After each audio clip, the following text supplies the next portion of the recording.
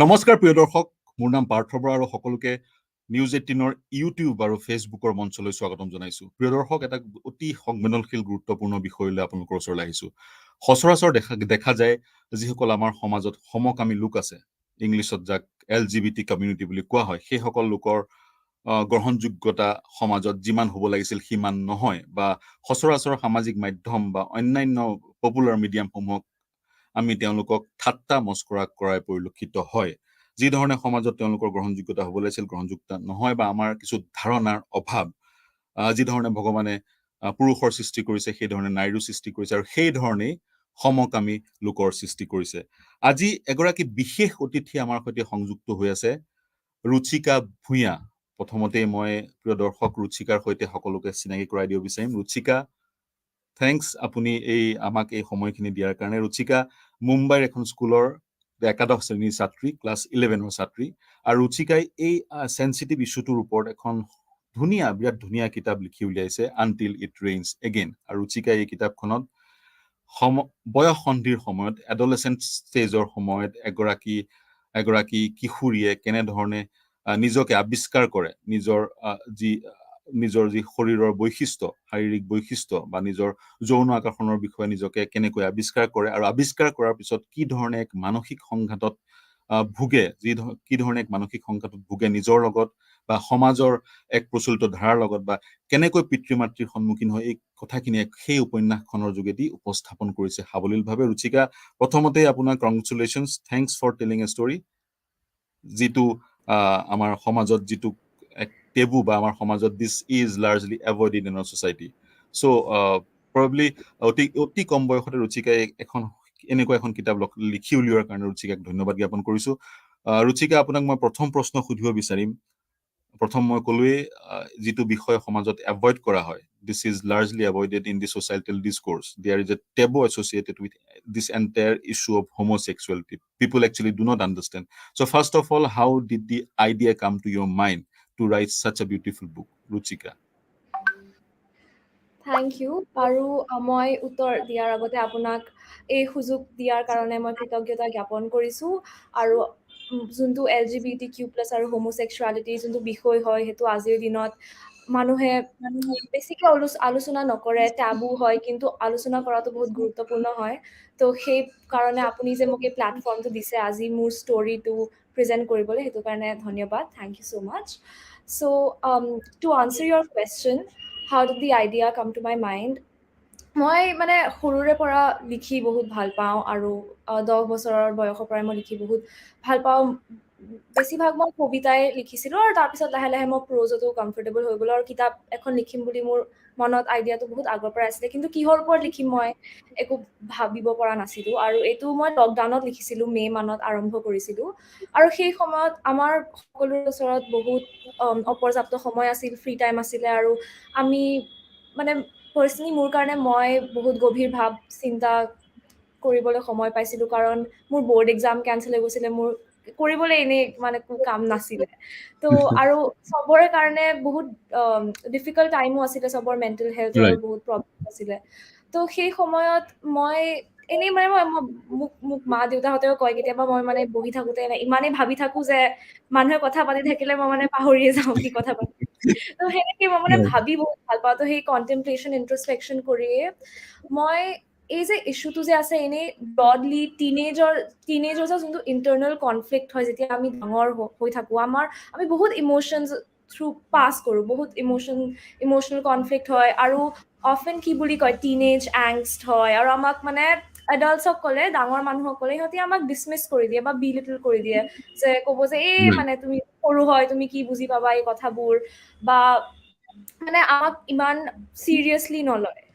আৰু সেই কথাটোৱে মই প্ৰকাশ কৰিব বিচাৰিছিলোঁ। মই নিজৰ বন্ধুহঁতৰ লগতো কথা পাতিছিলোঁ যে তহঁতৰো এনেকুৱা মানে অনুভৱ হয় নেকি? কৈছে হয়, যে মানে ইমান আমাৰ মেণ্টেল কনফ্লিক্ট হয়, সেইটোকে মই প্ৰকাশ কৰিব বিচাৰিছিলোঁ এটা কামিং অফ এজ ষ্টৰি দি, যে কিশোৰৰ পৰা যৌৱনৰ বয়স সন্ধিৰ, আৰু সেই সময়ত আমাৰ মনত যিবোৰ জটিল চিন্তাধাৰা উদ্ৰেক হয়, সেইবোৰ মই প্ৰকাশ কৰিব বিচাৰিছিলোঁ। আৰু মই বহুত I M A very strong feminist, আৰু when it comes to gender, I believe that, you know, gender is not just about like men and women, it's about all of these issues combined.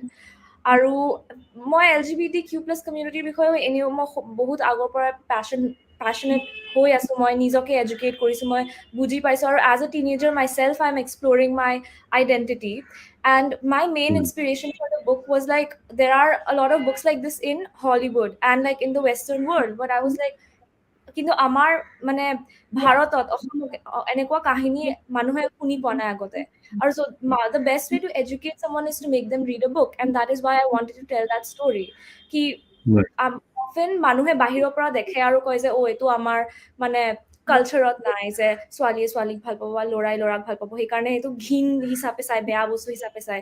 কিন্তু যদি আপুনি এজন মানুহ যোন হোমোসেক্সুৱেল হয়, তেওঁৰ মানে মনোভাৱ, মনটো তেওঁৰ বুজিবলৈ চেষ্টা নকৰে। বুজিবলৈ চেষ্টা ৰুচিকা আপোনাৰ হাতত সেই কিতাপৰ কপি আছে নেকি? মোৰ হাতত এই মুহূৰ্তত নাই। মই কিতাপৰ কপিটো আনিবগৈ লাগিব।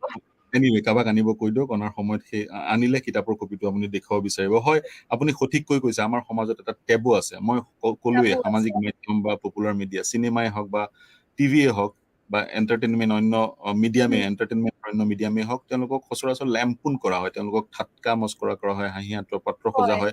আমি তেওঁলোকৰ মনৰ ভাৱটো বুজিবলৈ চেষ্টা নকৰোঁ। আৰু মোৰ ইটিকিং কৰা নিজৰে হয়। মনত আছে, মই যেতিয়া সৰু আছিলো তেতিয়া হয়। মানে আমি মানে মই দেখিছিলো যে মানুহে যাক আমি হিজৰা বুলি মাতো, সিহঁতৰ আমি বহুত মানে ইটিকিং কৰিছিলো, হাঁহিছিলো সিহঁতৰ ওপৰত, কি হয় কাৰণ সেনেকা বস্তুৰ লগত সেনেকা বস্তু আমি ইউজ টু নহয়, এইবিলাক ছ'চিয়েলি কণ্ডেমড আইডিয়েলছ হয়, প্ৰিন্সিপলছ আৰু হয়, আমাৰ মূৰত এই ছ'চিয়েল মিডিয়াই আমাৰ মূৰত সোমোৱাই দিয়া হৈছে। হয়, সোমোৱাই হয়, দিয়া মই হৈছে। বুজিছো। একজেক্টলি। মোৰ নেক্সট প্ৰশ্নটো আপোনাৰ, আপুনি অতি এটা সংবেদনশীল, এটা ভেৰি চেঞ্চিটিভ ইছ্যুত আপুনি কিতাপখন লিখিছে আৰু সমাজক বুজাব বিচাৰিছে, yes this is the reality of life, accept কৰিব লাগে, আৰু তেওঁলোকৰ সমাজত যি স্থান, মেইন ষ্ট্ৰীম ছ'চাইটি বুলি যাক কোৱা হয়, য'ত তেওঁলোকৰ ডিউ প্লেচ সেইটো দিব লাগে। এতিয়া কথাটো হৈছে আপোনাৰ কিতাপখনত বৰ সূক্ষ্মভাৱে এগৰাকী স্কুলৰ ছাত্ৰী প্ৰটাগনিষ্টগৰাকীয়ে নিজৰ অৰিয়েণ্টেশ্যনটো ডিছকাভাৰ কৰে, তাৰপিছত যি মানসিক সংঘাত বা সমাজৰ সৈতে যি সংঘাত, সেই সংঘাতৰ উপলব্ধি আপুনি কিতাপখনত বৰ্ণনা কৰিছে। এইখিনি কিতাপখনৰ বিষয়ে বেছিকৈ নকওঁ, কাৰণ কিতাপখন ৰাইজে চবকে আহ্বান জনাম, কিতাপখন তেওঁলোকে ক্ৰয় কৰি পঢ়ক। কিন্তু মোৰ যদি এটা ব্ৰডাৰ এছপেক্টত যদি মই কুৱেশ্যন এটা সুধিবলৈ যাওঁ, আপুনি কি ভাবে এই সমাজত, আপুনি মিলেনিয়েল কিড পোষ্ট 2000 আপোনাৰ জন্ম হৈছে, সমাজত এতিয়াও এই টেবুবোৰ চলি আছে, কি কৰিব লাগে বা কি কৰিলে এই সমাজত এই টেবুবোৰ নাইকিয়া হ'ব বুলি আপুনি ভাবে? মোৰ মানে মই ভাবো যে চবতছে ইম্পৰ্টেণ্ট বস্তুটো হয় এডুকেশ্যন এণ্ড এৱেৰনেছ। যদি আমি এই বস্তুটোৰ বিষয়ে সৰুৰে পৰা এনেকে শিকোৱা যায় যে ইটছ নট দেট দুটা জেণ্ডাৰ আছে আৰু ছোৱালীয়ে খালি ল'ৰাক বিয়া পাতিব পাৰি, সেনেকে মানে কিবা চেঞ্জ হ'ব আৰু প্ৰগ্ৰেছ হ'ব। কাৰণ এতিয়া ময়ো বুজি পাওঁ, এতিয়া যেনেকে মোৰ মা দেউতাৰ জেনেৰেশ্যন বা মোৰ ককাহঁতৰ জেনেৰেশ্যন, সিহঁতি সৰুৰে পৰা এইবোৰ বস্তু শিকি আহিছে, যে মানে শিকোৱা গৈছে এনেকে যে ৰিলিজনেই কণ্ডেম কৰি দিয়ে, যোনটো আচলতে সঁচাও নহয় যে হিন্দুইজমে হোমোচেক্সুৱালিটি কণ্ডেম কৰে। যদি আমি একদম মানে ৰিচাৰ্চ কৰোঁ, মই নিজে ৰিচাৰ্চ কৰিছিলোঁ যে সঁচাকে ৰিলিজিয়াছলি এইটো কণ্ডেম হয় নে নহয়। আচলতে নহয়, বেদাজত, মহাভাৰতত ৰেপ্ৰেজেণ্টেশ্যন বহুত আছে হোমোচেক্সুৱেল কেৰেক্টাৰ্ছৰ, কিন্তু আমাক এনেকে শিকোৱা গৈছে। সৰুতে ময়ো ভাবিছিলোঁ যে এইটো ৰং হয়, ভাল নহয়, কিন্তু মই ছ'চিয়েল মিডিয়া, ইণ্টাৰনেটৰ একচেছ থকাৰ কাৰণে নিজে শিকিব পাৰিছোঁ। আৰু মই ভাবোঁ যে যদি এতিয়া পুৰণা জেনেৰেশ্যনৰ মানুহবোৰ অ'পেন মাইণ্ডেড ইমান হ'ব নিবিচাৰে, সেইটো মানে it makes sense because that's what they have learned and it's difficult to unlearn it. But I think it's also possible to relearn something. You know, you should try to be open-minded. You should try to understand from that person's point of view, and that is the reason why I wrote my book in a first person's perspective. মই second person perspective লিখিব পাৰিলোহেঁতেন, সিহঁতৰ প্ৰেম হ'ল আৰু এনেকুৱা হ'ল, কিন্তু সেইটো সেনেকে লিখিলে আমি সেই হোমোচেক্সুৱেল কেৰেক্টাৰৰ ভাৱ আৰু চিন্তাধাৰা, ভাৱ, মনোভাৱ, মনৰ ভিতৰত কেনেকুৱা ধৰণৰ কনফ্লিক্ট চলি আছে, সেইটো আমি বুজি নাপালোহেঁতেন। কাৰণ যেতিয়া কোনোবা হোমোচেক্সুৱেল হয়, তেওঁৰো নিজৰ বেয়া লাগে, তেওঁৰো নিজৰ লাগে যে চামথিং ইজ ৰং উইথ মি, তেওঁৰো নিজৰ ওপৰতে ঘিণ আহে, আৰু সেই বহুতে ভাবে that can be cured, বহুতে ভাবে ইয়াৰ চিকিৎসা কৰি ভাল কৰিব হয়, সেনেকে ভাবে। তো সেইটো আমি দেখাব বিচাৰিছোঁ আৰু মানুহক চেন্সিটাইজ কৰিব বিচাৰিছোঁ যে এটলিষ্ট বুজিবলৈ ট্ৰাই কৰক।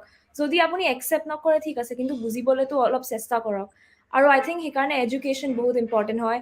আৰু হোপফুলি আমাৰ যোনটো এতিয়া নতুন জেনেৰেশ্যনটো, যোনটো আমাৰ জেনেৰেশ্যন ডাঙৰ হ'ব, সিহঁতে মানে এতিয়া ইণ্টাৰনেটৰ একচেছ আছে, ছ'চিয়েল মিডিয়াৰ একচেছ আছে, তো সেই সকলোবোৰৰ সেই জৰিয়তে ধৰণেই এলিমিনেট আৰু এটা বৰ প্ৰশ্ন সচৰাচৰ দেখা পোৱা যায়।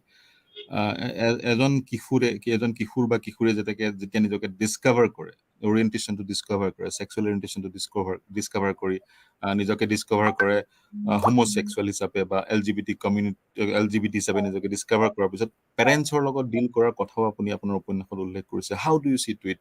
কিমান ডিফিকাল্ট? আপোনাৰ পেৰেণ্টছৰ প্ৰতি কিবা আহ্বান আছে নেকি? হয়, বহুত বহুত ডিফিকাল্ট হয়।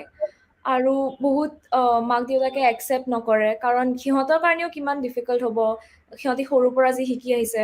কিন্তু মই এনেই পেৰেণ্টছক ক'ব বিচাৰিছোঁ, যদি দেৰ আৰ এনি পেৰেণ্টছ আউট দেৰ whose child has told them that they are a part of the LGBTQ+ community, আৰু সেই ইমান যে গাটছ লৈ, ইমান ব্ৰেভাৰী লৈ আপোনাক কৈছে, সিহঁতক প্লিজ ডিছমিছ নকৰিব। কাৰণ হয়, আপোনাক বুজিবলৈ চাগে টাইম লাগিব, কিন্তু your gender and your sexuality doesn't define you. It's a part of you, but it doesn't define you. এনেকা নহয় যদি মই কাইলৈ কওঁ যে I am a part of the LGBTQ+ community, it doesn't mean that মই বেলেগ হৈ যাম। মই ইমান বছৰে যোনজনী ৰুচিকা আছিলোঁ, সেইজনী ৰুচিকাই থাকিম। একো বেলেগ হোৱা নাই। মই খালি ল'ৰাক ভাল পোৱা জেগাত ছোৱালীক ভাল পাওঁ, কিন্তু সেইটোৱে মোৰ গোটেই পাৰ্চনেলিটিটো নহয়। মইতো তাৰ বাহিৰেও বহুত বস্তু হওঁ ন। তো সেইটো বস্তু মানুহে বুজাটো বহুত আহ, গুৰুত্বপূৰ্ণ। বিশেষকৈ প্ৰথমে পেৰেণ্টছে বুজিব লাগিব, নহয় জানো? যদিহে হয়। তেনেকুৱা এক আৰু চিটুৱেশ্যনৰ যদিও সন্মুখীন নুবুজে, লাহে লাহে মানে এনেকাতো বহুত ষ্টৰিজ আমি দেখো ন, প্ৰথমতে মানে ৰিয়েল লাইফ ষ্টৰিজো থাকে যে প্ৰথমতে পেৰেণ্টছে একচেপ্ট কৰা নাছিল আৰু লাহে লাহে সিহঁতি নিজে বুজি পায়, কাৰণ নিজৰ শিশু হয়। আৰু মানে লাষ্টত সিহঁতি মানে মৰমটো বেছি হৈ যায় মৰমটো আৰু। থাকে, পেৰেণ্টছে একচেপ্ট কৰে। আৰু কেতিয়াবা কিছু দেখা যোৱা কনফ্লিক্ট দেখা পোৱা যায়। কেতিয়াবা বিয়াত বহিবলৈও প্ৰেছাৰ দিয়ে পেৰেণ্টছে, বা হয় ইত্যাদি হয় ইত্যাদি, বুজি নাপায়, যাৰ কনজিকুৱেঞ্চ খুবেই ভয়ানক হয়গৈ। হয় হয় উম, আৰু এটা এজ এ ছ'চাইটি আৰু গভৰ্ণমেণ্টৰ এটা কথা সুধিব, বা ছ'চাইটি হয় এট লাৰ্জৰ এটা কথা সুধিব বিচাৰিম। 377 ইতিমধ্যে এবলিছ হৈছে। য়েছ সেইটো ভাল কথা, কিন্তু তাৰ সমান্তৰালকৈ যদি সমকামী এগৰাকী ব্যক্তিয়ে বিয়াত বহিব বিচাৰে, তেওঁৰ সেইখন যি বিয়া, মেৰিজ, সেই মেৰিজ ৰিকগনাইজ এতিয়াও গভৰ্ণমেণ্ট অফ ইণ্ডিয়াই নকৰে। তেওঁলোকৰ কাৰণে মেৰিজ এক্টত কোনো ব্যৱস্থা নাই। চ' আপুনি কি ভাবে, তেওঁলোকৰ বিয়াখনকো স্বীকৃতি দিয়াৰ প্ৰয়োজন আহি পৰিছে, বা বহু দেশত স্বীকৃতি নিদিয়ে? There should be a special marriage act for the homosexuals, or Yes there should be a mechanism through which the marriage should be recognized by the government? Yes, I think it definitely should be recognized by the government. And in fact, our country manuhe government or মানে যিয়ে law আর regulation থাকে বহুত religiously follow করে এনেকে ক'ব পাৰি। তো মই এনে to connect to your previous question, যদি education and awareness does not work, if the government passes a law for marriage, there will be a lot of revolution and like critiquing and people who will not accept it. But that is a way of also telling the public that this is something which is correct, this is something which is not wrong, and that can lead to acceptance from our Indian citizens as well. আৰু মোৰ মানে বিচাৰো যে এই লটো as soon as possible পাছ হৈ যায়, কাৰণ economically ক'লেও মই জানো যে যোনবিলাক গে কাপল যে ইয়াতে বিয়া পাতিব নোৱাৰে, সিহঁতি মানে কাণ্ট্ৰিটো এৰিয়ে গুচি যায়, সিহঁতি US গুচি যায়, বা কোনোবা যোনটো কাণ্ট্ৰিত লিগেল হয় তালে গুচি যায়। That is also' a loss for the country, you are losing assets from the country. Our brain drain happens in the process because of the migration. So I think, in that point of view also, it is not beneficial for the country. And it's like আমি বহুত conservative era থাকি গৈছো আৰু। So I think সেইটোও Right. pass, and there should be কিন্তু recognition of other genders as well. there should be recognition of other genders, right? কিন্তু আৰু এটা ইয়াত দেখা পোৱা যায়, LGBT মুভমেণ্টবোৰ, homosexual সকলে যিবোৰ মুভমেণ্ট কৰে, সেই মুভমেণ্টবোৰ কনচেনট্ৰেট হৈ থাকে ৰিচখিনিৰ মাজত। হয় হিউজ মানি ইনভেষ্ট হয়, বহুত ফৰেইনৰ পৰা পইচা আহে, বহু চোপেনহেগেনত বিভিন্ন ইণ্টাৰনেশ্যনেল অৰ্গেনাইজেশ্যন আছে। কিন্তু যিসকল দৰিদ্ৰ শ্ৰেণীৰ লোক তেনেধৰণৰ হোমোছেক্সুৱেলছ হয়, তেওঁলোকে কিন্তু তেওঁলোকৰ কাৰণে ডাবল জিঅ'পাৰ্টি, তেওঁলোকৰ কাৰণে কোনো নাই। গতিকে এই যিটো মুভমেণ্টটো আপুনি কিতাপখনত যিখিনি লিখিছে, যদি বেছি মানুহলৈ ৰিচ আউট কৰে আৰু এই মুভমেণ্টটো অল এনকম্পাছিং হয়, তেতিয়া চাগৈ হ'ব আপুনি যিটো কথা কৈছে বিদেশলৈ যায় সেইখিনি ধনী মানুহখিনি যাব পাৰিব, দৰিদ্ৰখিনি যিসকলক আমি হিজৰা বুলি কৈ ঠাট্টা মস্কৰা কৰোঁ। বহুত সময়ত পিতৃ মাতৃয়ে সেইসকল সন্তানক এৰি দিয়ে, সেইসকল আৰু বহু সময়ত আমি ৰাস্তাই ঘাটে তেনেধৰণৰ লোকক, ক্ৰছ ড্ৰেছাৰ বা অন্য ধৰণৰ লোকক, হোমোচেক্সুৱেলছ লোকক এপাৰেণ্টলি আমি ভিক্ষা কৰা দেখা পাওঁ। গতিকে আপুনি কি ভাবে? আপুনি এখন কিতাপ লিখিলে, ইংৰাজী কিতাপ এটা ছেকশ্যনে পঢ়িব, কিন্তু এজ এ হোল তেওঁলোকক যদি লিফ্ট কৰি আনি সমাজৰ মেইন ষ্ট্ৰীমত প্লেচ কৰিব লাগে ইমিডিয়েটলি আপোনাৰ কি আইডিয়া আহে, কেনেকৈ কৰিব পৰা যায়? আই থিংক এইটোতো মানে বহু ইছ্যুটো যোনটো আপুনি ৰেজ কৰিছে বহুত ডাঙৰ হয়, যোনটো আমাৰ যি ইনকাম গেপ আছে আৰু ৱেল্থ গেপ আছে এই কাণ্ট্ৰিটোত, that issue pervades in every other issue like gender inequality and every other inequality, right? Right, So right. এতিয়া I don't know if one book alone, my book alone has the power to change that and to reach to people who are of a lower economic background. কিন্তু এটা মানে solution এই সমস্যাটোৰ কাৰণে হ'ব পাৰে যে কিতাপখন ট্ৰান্সলেট কৰিব পাৰি, তো সেই লিংগুইষ্টিক বেৰিয়াৰটো গুচি যাব। এইটো খালি মোৰ Right. কিতাপৰ কাৰণে নহয়, যিকোনো আদাৰ বুকৰ কাৰণেও ট্ৰান্সলেট কৰি ট্ৰেডিশ্যনেল লেংগুৱেজেছ, লোকেল লেংগুৱেজ অসমীয়াতে ধৰক আমি ট্ৰান্সলেট কৰি দিলোঁ আৰু ডনেট কৰি দিলোঁ যাতে মানুহে পঢ়িব পাৰে। আৰু মই ডনেট কৰিব বহুত ভাল পাম নিজৰ কিতাপখন, মোৰ কোনো মানে That's a great idea. তো সেইটো এতিয়ালৈকে কিতাপখন আই হোপ কিতাপখন আহিল, আই হাৰ্ড এ চাউণ্ড। আপুনি কিতাপখন পালেনে? মাতিবলে কেনেকে মোক ফোন কৰিব? Anyway, no problem, কিতাপখন পিছৰ পৰ্যায়ত মই কৈ দিছো প্ৰিয় দৰ্শক, ৰুচিকাই এখন বৰ ধুনীয়া কিতাপ লিখি ওলাইছে, আনটিল ইট ৰেইনছ এগেইন। কিতাপখনৰ বিষয়বস্তুৰ কথা ক'লো, বেছি ডিপলি কিতাপখনৰ বিষয়বস্তু নকওঁ। She is a very brilliant storyteller. তেওঁ এটা ষ্টৰী ৰাইজক জনাব বিচাৰিছে। This is a story about a girl who discovers herself, her orientation in the middle of her school, like at her adolescent age, আৰু তাৰ পিছত পিতৃ মাতৃৰ সৈতে তেওঁৰ মানসিক সংঘাত বা তেওঁৰ গোটেই বিষয়টো লৈ যোৱাৰ এক সংঘাত সাৱলীলভাৱে বৰ্ণনা কৰিছে। আমি ইণ্টাৰভিউ শেষ কৰিব লাগিব। ৰুচিকা আৰু কিবা ক'ব বিচাৰিব আমাক এতিয়া চাই মই থকা কিতাপখন আনিব নোৱাৰো যদিও মই ফটো এখন দেখাই দিব পাৰো ফটো এখন যদি ফোনেদি। আছে? আছে মই দেখাই দিম। এইটো এমাজনত এভেইলেবল আছে, ফ্লিপকাৰ্টত এভেইলেবল আছে। আপুনি কিতাপখনৰ নামটো লিখিলে হ'ব, until it rains again. Rains Again, right. আৰু কিতাপখনৰ নামো কিতাপখন মই বহুতবাৰ কৈছো। এইটো হৈছে কিতাপৰ ফ্ৰণ্ট পেজ, আৰু গুৱাহাটীৰ প্ৰেছ ক্লাবত কিতাপখন নাহিলে হয়, আৰু এইটো বেক পেজ হয়, বেক পেজ। ফ্ৰণ্ট পেজ এনেকুৱা। This is the front page. Great. আৰু কি কিতাপ এতিয়া, কি পৰিকল্পনা, আৰু কিবা লিখি আছে আপুনি? মই এনেই কবিতাটো বহুত লিখিয়ে থাকো ৰেগুলাৰলি, আৰু নিউ বুক আৰু কিবা কিতাপ? হোপফুলি মই এখন এন্থলজি কম্পাইল কৰিব পাৰো কবিতাৰ। সেইটো মোৰ Okay. সৰুৰে পৰা সপোন আছিলে। মানে মই আগতে ভাবিছিলো যে মই এন্থলজিয়ে লিখিম, কিন্তু এদিন মানে ঘপকে মই বহুত ইম্পালচিভ, হয়তো এদিন ঘপকে এনেই এটা চাপ্টাৰ লিখিলো কিতাপখনৰ, আৰু তাৰপিছত লিখিয়ে গলো আৰু। Okay great. আমি এৰিম ৰুচিকা, আপুনি এইখিনি সময় দিয়াৰ কাৰণে ধন্যবাদ।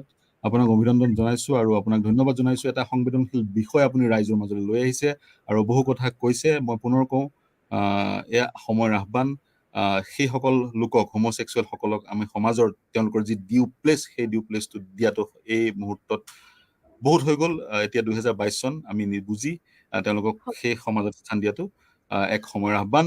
আপুনি লিখি যাওক। বহুত ধন্যবাদ জনাইছো। অতি কম বয়সতে এখন 400 পেজ, ৰাইট? 400 পেজৰ কিতাপ, হয় 400 পেজৰ এখন ফুল ফ্লেজ নভেল লিখি ওলাইছে ৰুচিকাই। All the best for your future ventures. আপুনি লিখি থাকক। আপুনি এইখিনি সময় দিয়াৰ কাৰণে আপোনাক অশেষ ধন্যবাদ জ্ঞাপন কৰিছো। Thank you. ধন্যবাদ। Thank you, bye bye. Bye by.